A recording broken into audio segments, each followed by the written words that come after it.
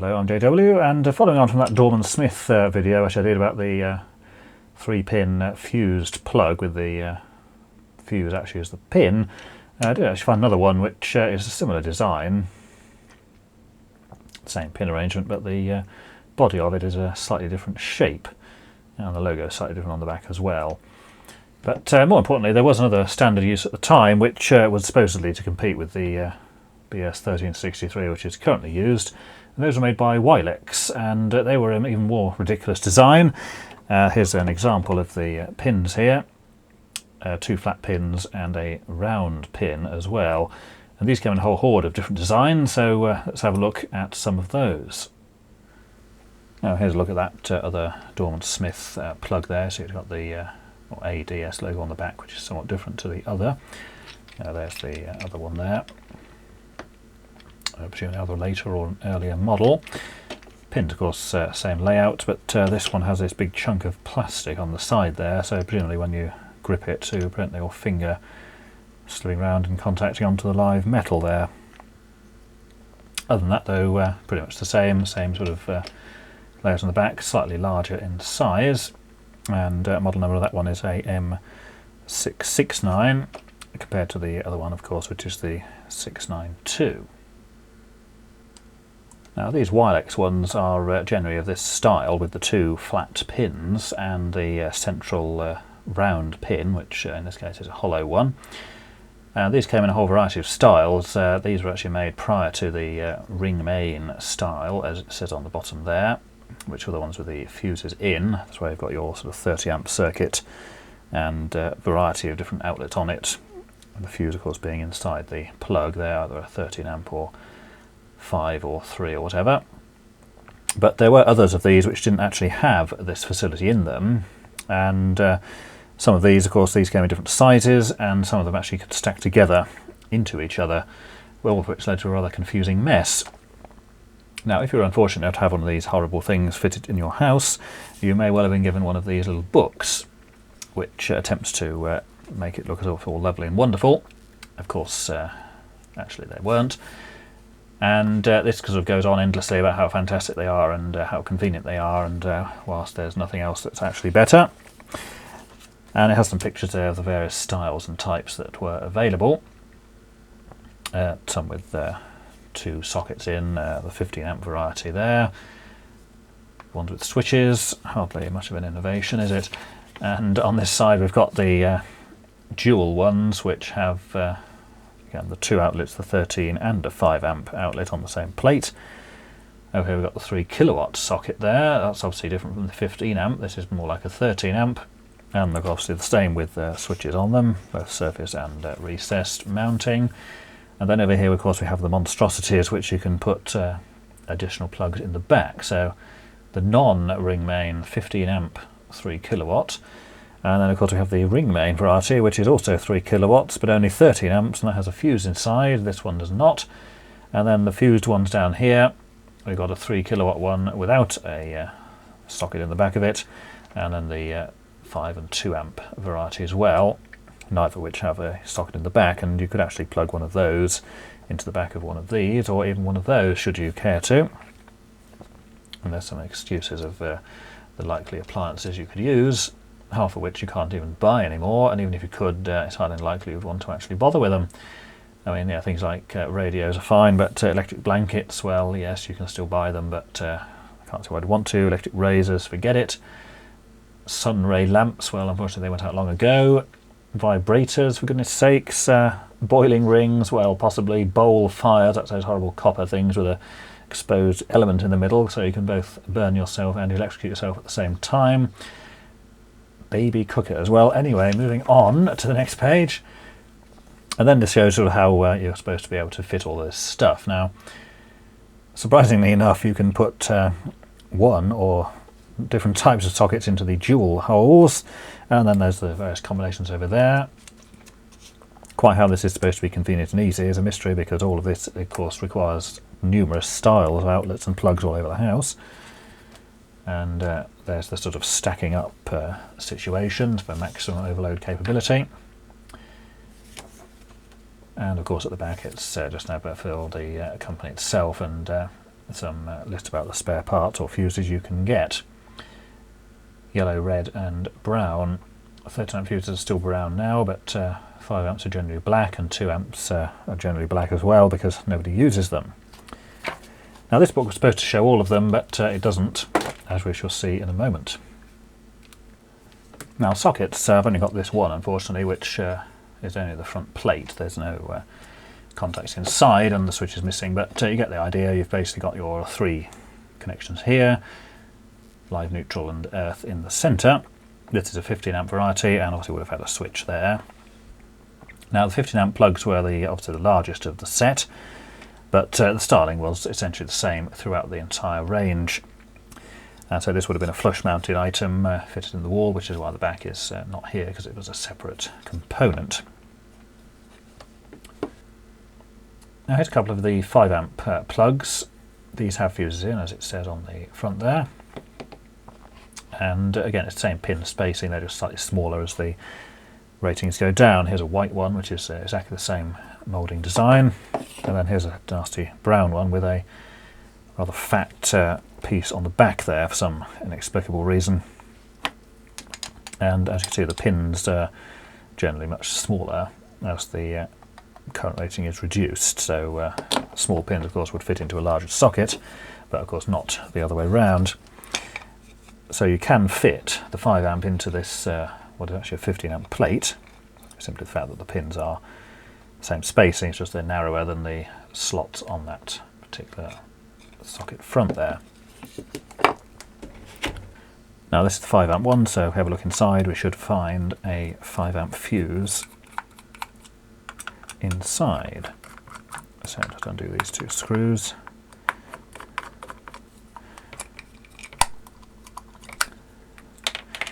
And sure enough, there we go. So a very simple arrangement here. You've just got this bar here to secure the flex in position, which will come under there.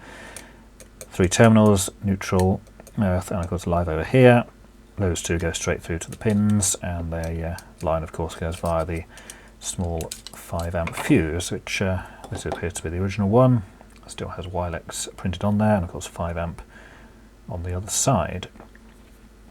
And that just presses into between those 2 little holders there like that. Now something that's unwanted in this design is this metal piece here. This is actually a recessed cup, but the top edge of it is actually slightly proud of the plastic surface there.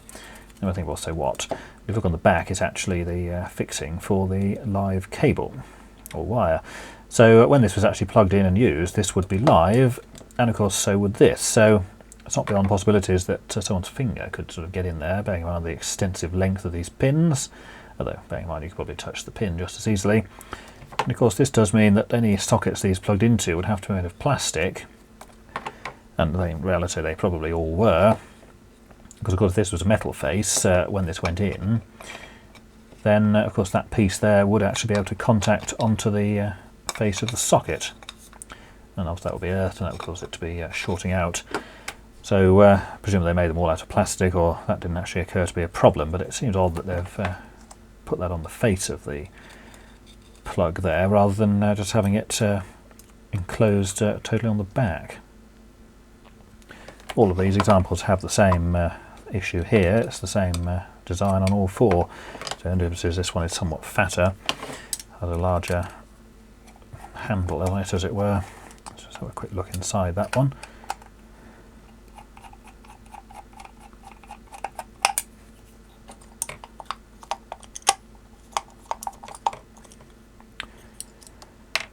Yeah, so inside exactly the same, no fuse there of course, but holes and everything exactly the same as before. Just a much deeper outlet on the back, and presumably easier to grip hold of, and that will pull out of the socket.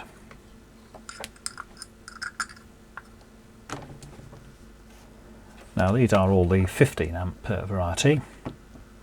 Get the same pin spacing and arrangement, other than the pins are actually considerably fatter on these ones compared to the 5 amp one over there. So essentially the same design, but they've just put bigger, fatter pins in rather than the slim ones, and they're probably roughly twice as wide as the 5 amp variety. Now these came in a couple of styles. These are the ones with the socket in the back, so you could then plug in another 5 or 2 amp plug into the back of those. And of course some of them didn't have that, it was just a plain back. And there's another one with the socket in the back as well. Most of them marked the various terminals there with E, N and L on the back. It seems kind of redundant because although it's not necessarily obvious, these things are polarized, so there's actually an offset between the 2 flat pins, so you can't put it in the other way up. And of course you can actually put that in that way like that, but of course not the other way around because the spacing is then offset. So of course the idea was you could get your 15 amp socket there, plug in your 15 amp plug with your appliance lead at the bottom, and then put in your 5 amp thing on the top of it and have yet another appliance connected in there at the same time. Or if you didn't have the 50 plug around, this 5 amp would actually fit into the same socket as well. So in that regard, reasonably useful. Now these being the 15 amp variety, of course, should not have a fuse inside. So if we open this one, then all that should be inside are simply the connections for the various wires. So we'll open it up and see what's in there.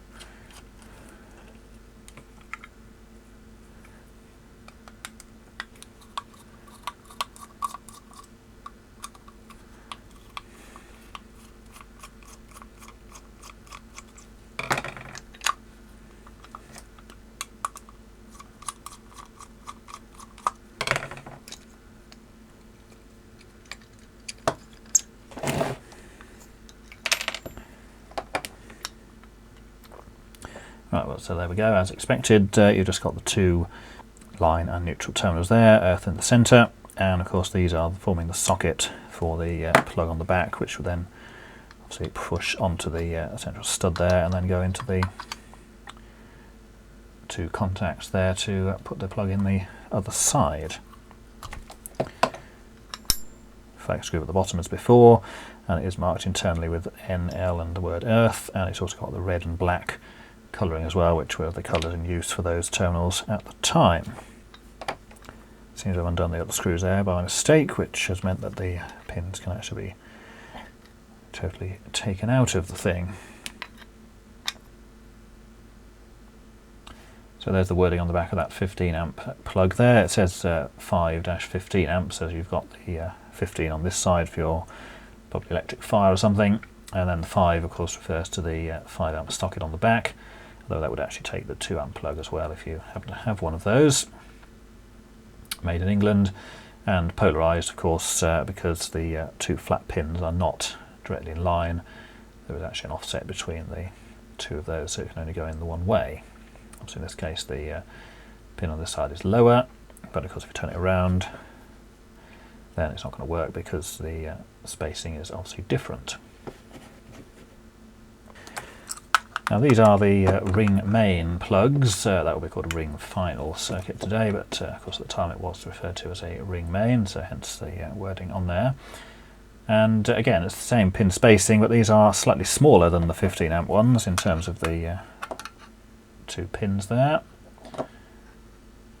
And again, slightly bigger than the smaller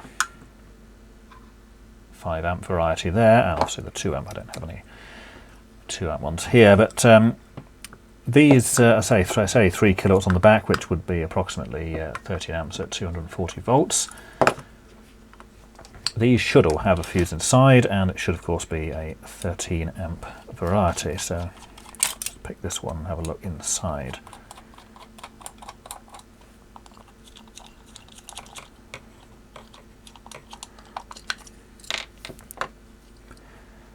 Okay, so there we go. Again, we've got the same grip here for the flex, neutral, earth in the middle there, and of course this terminal at the top for the live, which then goes via the fuse there, and of course comes out on the pin on the back. So rather annoyingly, you've got to actually undo these screws, it would seem, to get the fuse out, because you can actually push it through from the end. No, you can't, so that's a poor design. So you've got to undo these, and then we'll just loosen the fuse and it will shove out of there. What a sloppy mess there, isn't it? So this fuse is clearly not a Wylex one. It says PIFCO on it, Type C, and it's a BS1362, which is the same as used in 1363 plugs as currently used today, and obviously 13 amps as expected. So let's try and put this back together. It does seem a bit of a sloppy kind of mechanism there. Certainly prone to coming loose, I would have thought.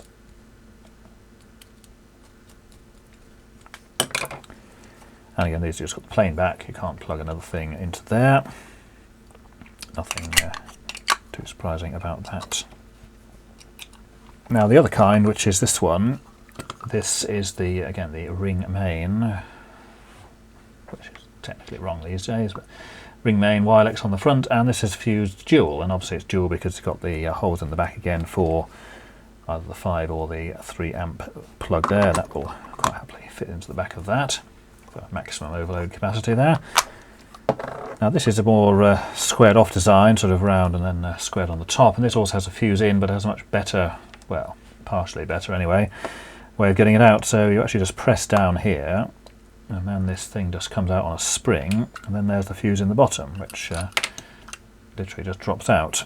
This is not an original fuse either. This is an alert one, considerably more recent than the plug it's installed in, and all you've got on there is the 2 contacts either side. That fuse literally just shoves in there on top of them, and all that holds it in place is that little spring on this piece of plastic. One end, of course, just hooks underneath, and then it just slots back in position. On the back here we've got the more recent Wylex logo with the vertical stripes, 13 amp fuse plug, of course, and if we undo those 2 screws, we can have a look inside.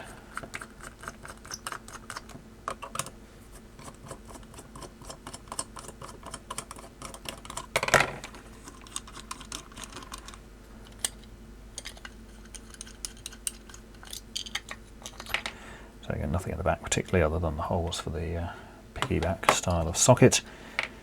There's that fuse there, so it literally just rests between the 2 terminals. Again, the same style of flex grip at the bottom. And again, you've got the 3 terminals there, earth, neutral, and obviously live via the fuse at the top there. Now the earth one actually is separate here, but it's connected through to the stud in the centre by this strap on the back, which is a rather odd choice of design. The neutral one here, of course, just a solid terminal there, and you put the wire in here, forming the socket for the thing on the back of it. And they've used the same post there, just haven't actually drilled out the top of it. It's just bolted through underneath on this strap. Goes to the fuse there, and then the actual connection to the pin is via the fuse there on the back. So wire would obviously go in here on this one, and then of course through there to the block, and obviously through to the pin on the front, which actually seems rather wonky. Yeah, it's not a very good design there. It sort of appears to be held in place with the possibly a moulding in the back plate there. Now this little book was supposed to show all of the types you could get in your house, and in one regard it possibly did. So you've got the various different ratings, and haven't got all the sockets here, but whatever. The 2 amp one again was pretty much the same as the 5, it was just slightly smaller, and of course had a 2 amp fuse inside rather than the 5. But there is another type of these which was available, and it's this one. Now here's the socket. This is actually a surface mounting socket, so it would just bolt onto your skirting board or something. And if you look at the front there, it's got the same layout of the holes there, line, neutral and earth in the centre. But as you can see, the neutral pin is vertical rather than the more usual horizontal. And if compared to this 5 amp plug here, of course you'll see that this plug is not going to fit in there because of the neutral pin being in the 90 degrees to where it should be. So those 2 are the same, and this has simply been rotated. Now the plug for this, of course, is this one, and put next to the normal 5 amp plug. It is exactly the same, it's just simply the fact that the neutral has been turned through 90 degrees so that you can't plug this into any of their standard sockets, and conversely you can't plug any standard appliances into this non-standard outlet. Quite what the point of this would be is something of a mystery, but non-standard plugs do exist even today, mainly to stop people plugging in things that they're not supposed to, or stealing electricity from common areas of flats and the like. Whether this was intended for that is another matter, so it doesn't appear in that little booklet at all, but clearly it does exist because here it is. Now these don't have a fuse in, or certainly shouldn't. But this is incredibly dirty, this one. I have no idea where it's been for the last 50 years or however long it's been there, but it's certainly not been opened up or used very recently. Yeah, look at all that corrosion on those screws there. So let's have a look inside. Well, there we go. So no fuse on these ones, and just got the 3 terminals in a straight line in that one, which is somewhat different to the other, which of course did have a fuse in it. So both a non-standard design, or in terms of the pin layout, and of course no fuse either. So clearly designed for some specific outlet purpose, and of course totally incompatible with the other style. So fairly limited use, and you see the pins are in fact the same design and size, it's just that it has simply been rotated through the 90 degrees there. So let's look at the Wylex plugs and a couple of sockets. A competing standard to BS1363, but in the end of course was not successful. You can't buy those anymore, and certainly nobody makes them or uses them. In the end, say that it was the 1363 variety which became the accepted standard. These were used in certain areas fairly extensively, as again certain local authorities bought them to put in their housing, but obviously it was a regional thing. Some people would have had them and others would not, so not something which you're going to find very often these days. And the little booklet, which was the one that you got if you were unfortunate enough to have those things fitted in the house you were living in, I'll put a scan of this on so you can see that in a bit more detail. I say it doesn't list all the types, but certainly has the majority of them in there. Until next time, thanks for watching.